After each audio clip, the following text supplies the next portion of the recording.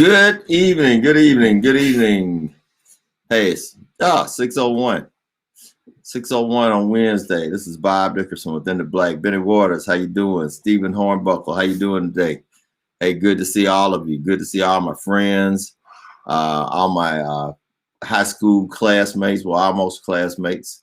Benny was like 1 year behind me, but that's pretty much a classmate. Good to see all of you. Good to be here.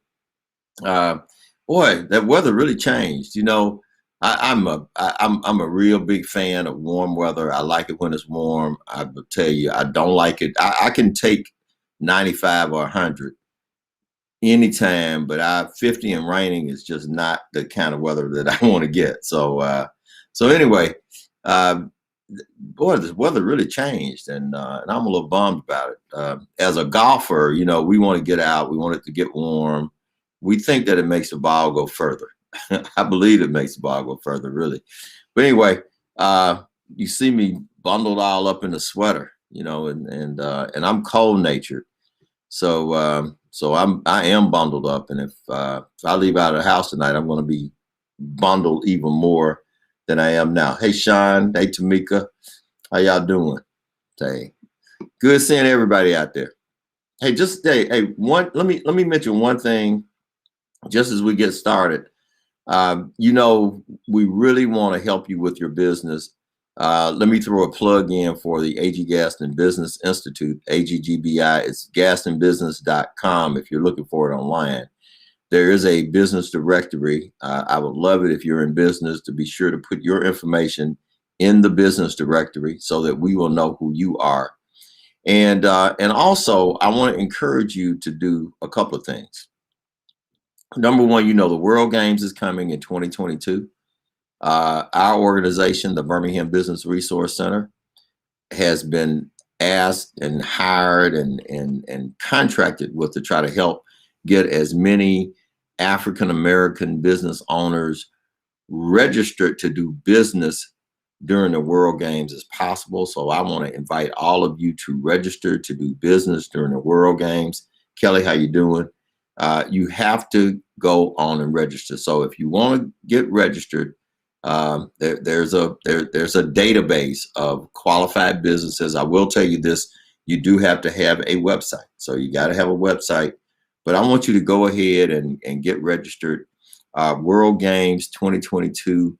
And if you click on become a vendor, then that'll take you to a portal.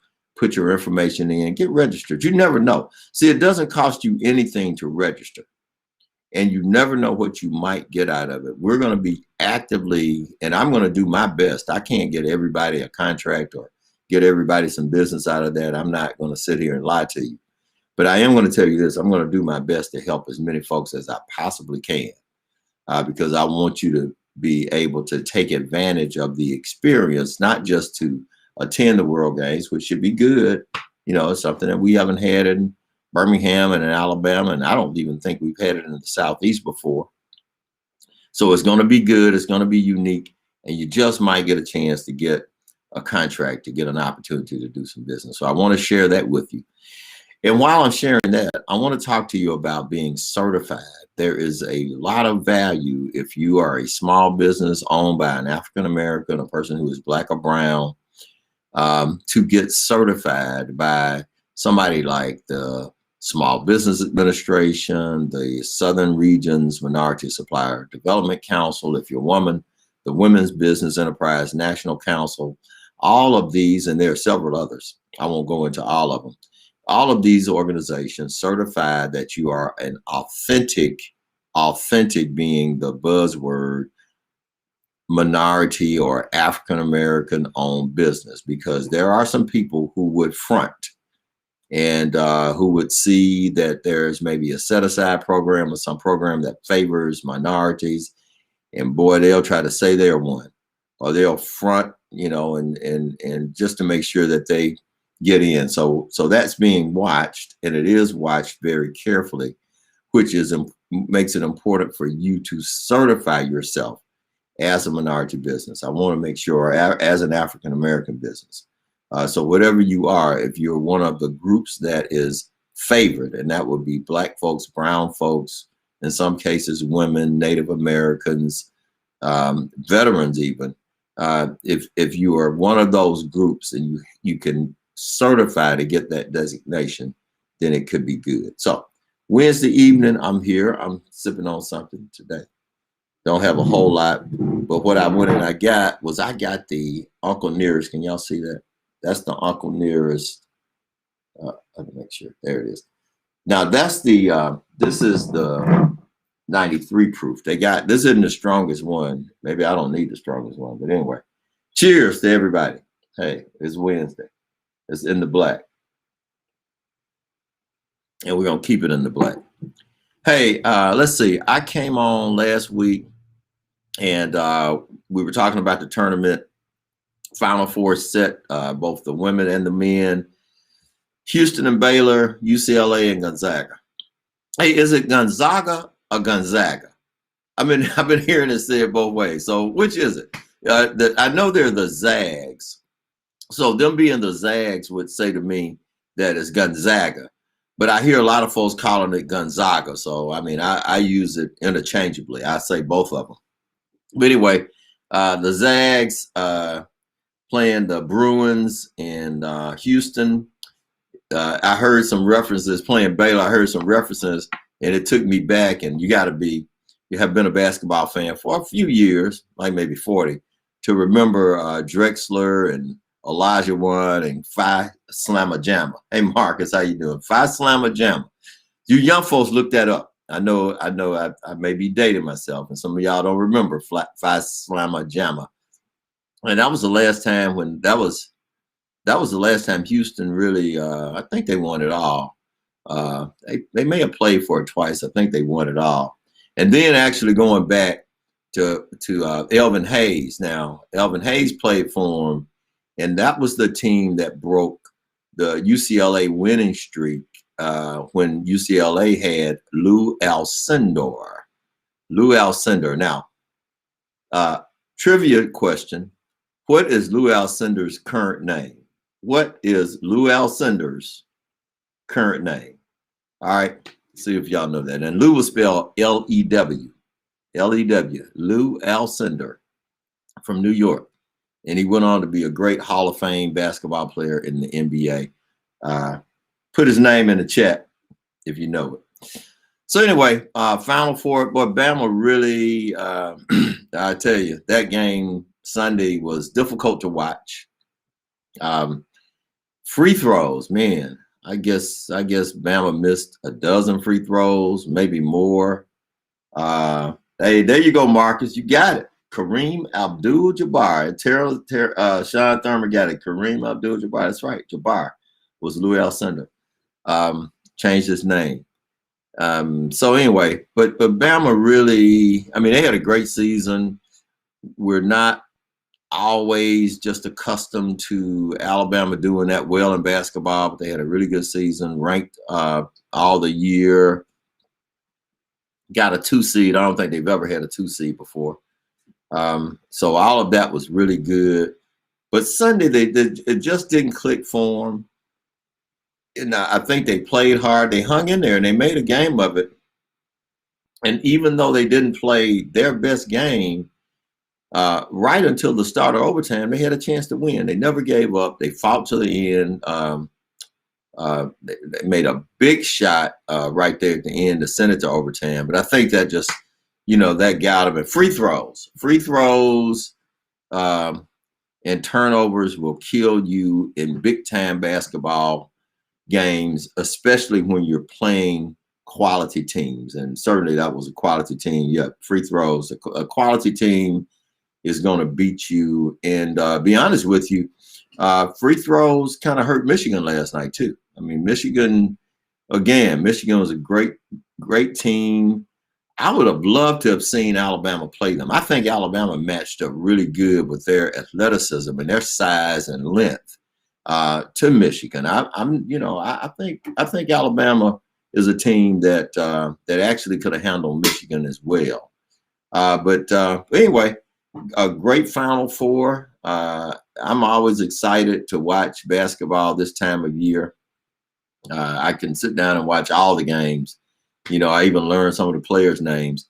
And actually sometimes I mean, not sometimes, I end up watching the women play too. So they got a pretty nice Final Four themselves with UConn, which is a perennial powerhouse, South Carolina, which has become a perennial powerhouse, Stanford, which is a perennial powerhouse in the women's game, and Arizona, which isn't perennial in the women's game. They've been kind of missing for the last year or so on the men's side, but Arizona's in the Final Four on the women's side. So got the Final Four coming up this weekend.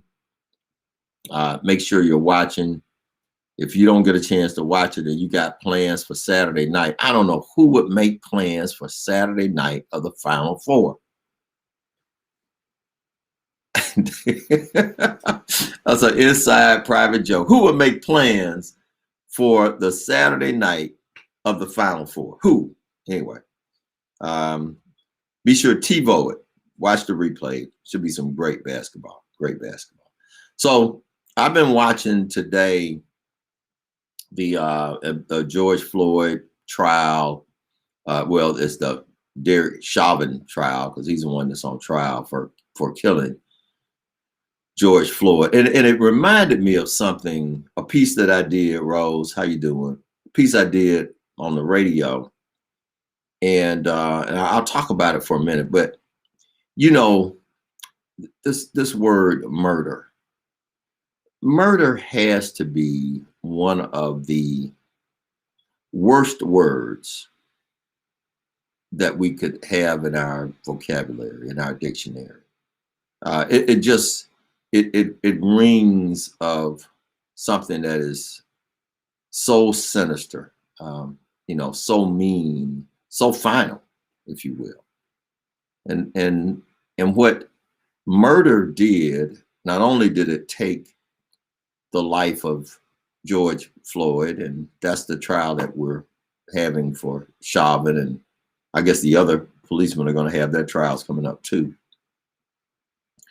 And so, and there's nothing that I'm sure, I mean, none of us have crossed over into that afterlife and experienced death and come back to talk about it. So we don't really know, but we can't imagine having our lives taken by someone else in such a very nonchalant, sort of lackadaisical way.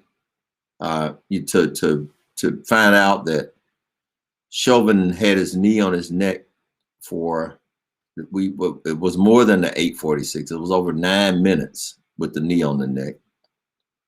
That Floyd was likely already expired, that he had probably already died, a minute or so before the knee was actually removed.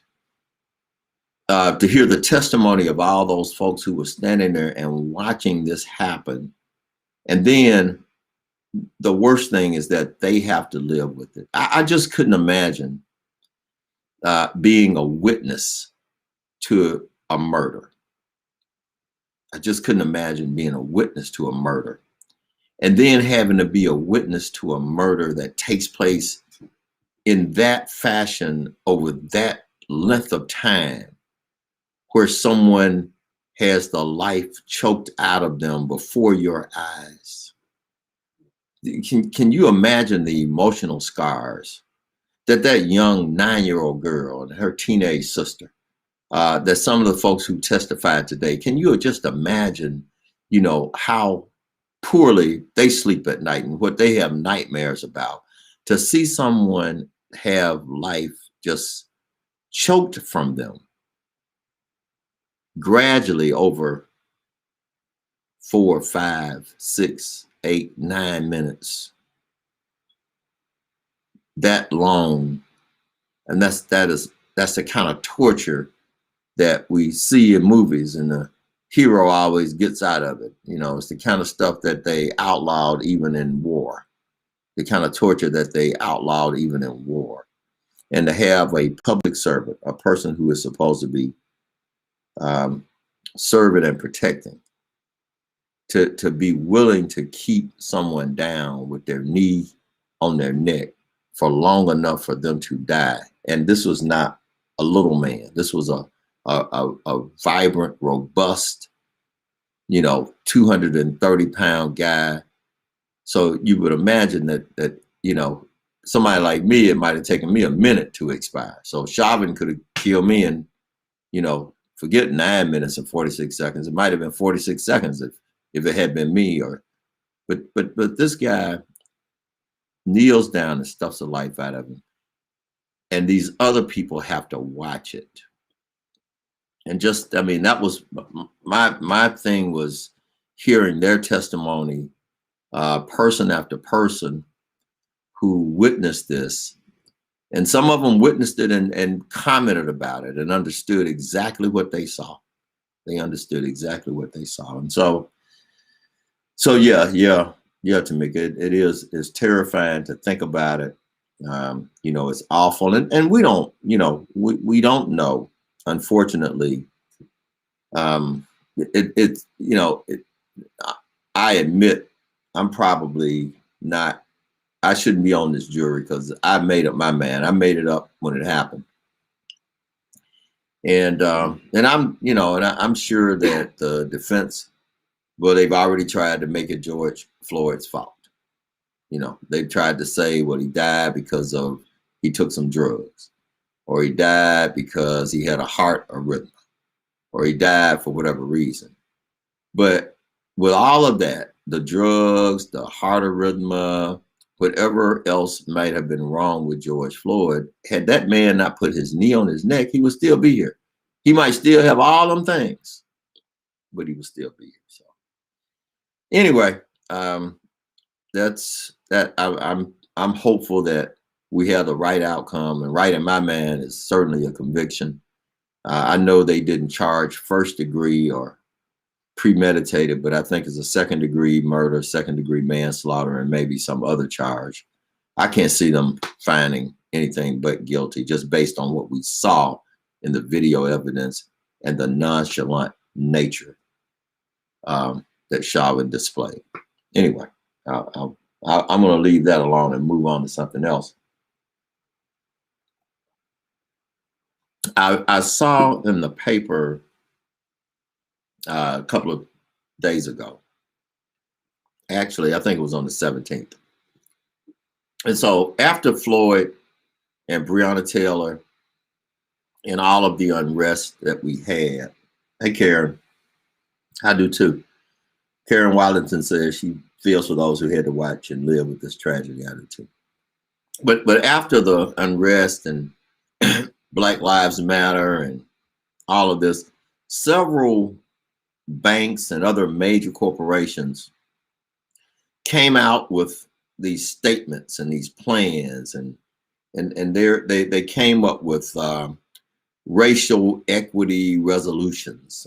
They came out and made billion-dollar commitments to racial equity and justice. They established these diversity and equity departments and initiatives within their organizations. They said that, oh, now we get it.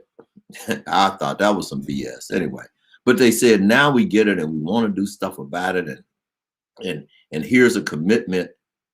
And then I see on the 17th that, and get this, that Citigroup, that Citibank, Wells Fargo, Bank of America, and Goldman Sachs are urging their shareholders to vote against racial equity audits. Let's put a pin in that. An audit is when I come in and I really look at what you did. So an audit isn't about what you said you were going to do and this PR statement you made, and you make $1 billion commitment and you say, yeah, we know it was wrong and we're going to do this and we establish these departments and okay. But an audit says, now let me see what you did. Let me see what you did. Let me look at the numbers. Let me measure. If you said it was $1 billion, where is it? What'd you do with the $1 billion? Let me count the $1 billion. Or let me count to $1 billion. Or let me see how much of the $1 billion you actually have put out there. See, that's what audits do. And that's what these groups want these banks to do. And these are big banks. These are behemoth financial institutions. These are some of the biggest banks in the world. And what says they're some of the most wealthy organizations in the world. And they all came out and said that we needed to do something. But when somebody says that their shareholders ought to ask for information and they ought to ask for an audit, you know what they said? These banks said they're already doing enough to address equity issues. They said, no, we said we were going to do all this stuff this summer, but we don't want any more scrutiny. We don't want you to look any closer. We don't want you to be able to pull back the covers and see what we're actually doing. We don't want to have to report anymore. We want you to take our word for it. We said we were going to do it. And so instead of examining their practices and policies and finding ways to help and make sure they're helping, the banks are saying that ain't necessary. That's not necessary. And I think that that's a shame, because all of these folks supported Black Lives Matter, and their initial reaction was they gave some money to some Black causes and they did some stuff over here. And I mean, they did that. They did. But they wanted to stop. They don't want to make Black Lives Matter a real part of their DNA, something that they live and breathe and want and support 24/7, 365. That was a seasonal thing for them. So now they want you to go on and let us go about our business like we always did. You know, we did something for y'all. Get over it and let's go. That's what I get from what these banks are saying. And it was so amazing that when the stuff first happened, Citicorp said, and this was true. Citicorp said, they came out and they were really, like, you know, standing up and saying something that really sounded good. Let me tell you what they said. Citicorp said that the fact that there is racial injustice and inequity in our country has caused harm to the country. In other words, the deprivation of wealth and income for Black and brown folks hurt America. Now, they said that. Well, doggone it, if you said that and you meant it, then you ought to be the first to say, let me show you what we did, and let me show you what we're doing, you know, and let me show you what we're going to do. And if we fall short, we're gonna admit it, and we're gonna redouble our efforts and make sure we don't continue to fall short. See, that's what the answer ought to be.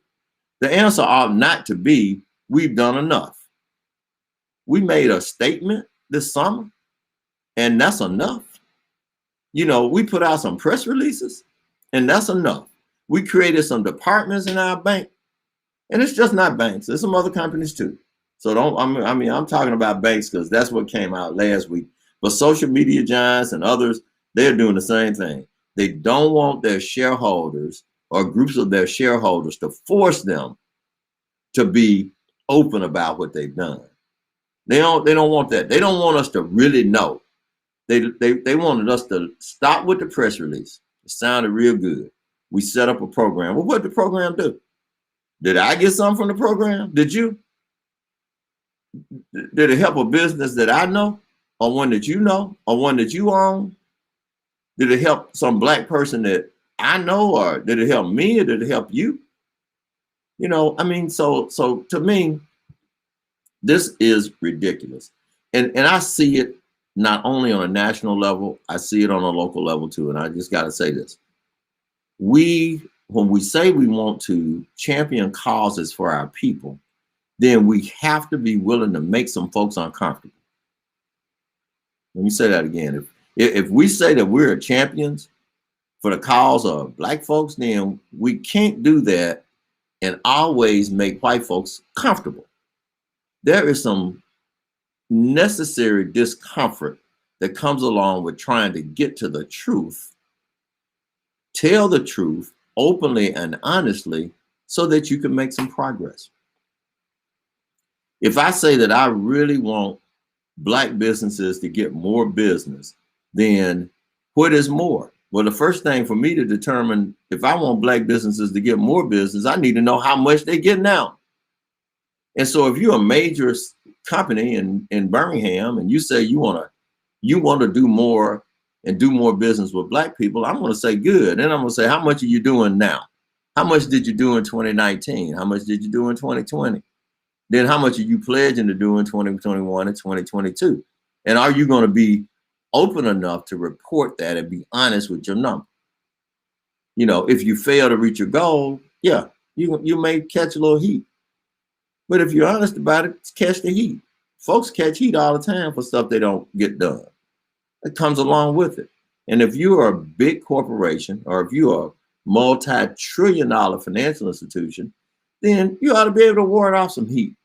If you miss a goal, you missed a goal, but be honest about it. So, yeah, I'm really, really upset. I'm talking to people because I'm pissed about it. I'll just be honest with you. I talked to some folks nationally, and I asked my national people, and I got mad with them because I didn't get the response from them that I wanted. So I am mad. No, I'm like, well, what y'all gonna do about this? What are we gonna say? Well, so I'm saying it. I don't care. I can say it. I'll say it by myself. It's wrong. I think that we need to see what you did. We need to know what you're doing. Hey, there's an old adage that says, if you don't measure, you can't manage. So if we don't measure what they're doing, we'll never know whether it was good or not. So if ABC Corporation says that we're going to do $1 billion with black folks, and you say, oh, that's good, and they never share with you whether they did it or not, how they did it, when they did it, if they did it, I'm going to believe they didn't do it. And so this is important. It is very important that when folks can come out and make these kinds of commitments and have these press releases and make us feel good, that they've got to take it a step further. They've got to let us know that here's what I did. This is what I said I was going to do. And this is what I accomplished. That's the way it works for me. And I think that's the way it works for you at work. Your boss says, look, I need 100 letters and you bring in 50. Then you're 50 short. So if you say you're going to do $1 billion with black people and you did 500 million, which that's a big number, but you're still 500 million short. So if you can't manage it, if you don't measure it, and if nobody's willing to share the number, then I'm going to have a little bit of doubt as to whether or not you achieved it. And I think that it ought to be individualized. I do not think that all the banks ought to get together and say, this is what we did as a group. This is what we did as an industry. And this is what all the other multinational companies did as an industry. I mean, yeah, that's bull to me as well. Because I want to know what you did, Mr. Bank of America or Citi or Wells or Goldman Sachs in this case. But even if it's local, Mr. Power Company, Mr. City of Birmingham, Mr. Jefferson County Commission, Mr. UAB, the big spenders in our community, we need the same kind of transparency and accountability from them. I'm going to talk about this some more, I'm sure. It's an issue that we cannot turn our backs on. And just like we got up in arms, and we should have, about George and Breonna, we got to get up in arms about what's happening to us and how we are being treated economically. So I want to get some excitement going. And if you got to get mad and pissed off, I can be mad and pissed off with you. If you want to challenge the powers that be, I got a buddy, Tanky passed away 4, 5, 6 years ago. You would always ask me, he said, how you doing? He said, I'm fighting the powers that be and loving every minute of it. So I'm going to adopt that. We've got to fight the powers that be, love every minute of it. But we've got to make sure that we don't go into our corners you know, shrink into our little cocoons and be willing to accept the okie doke. Hey, this is Bob Dickerson. Enjoy your week within the black. I'll see you again next week.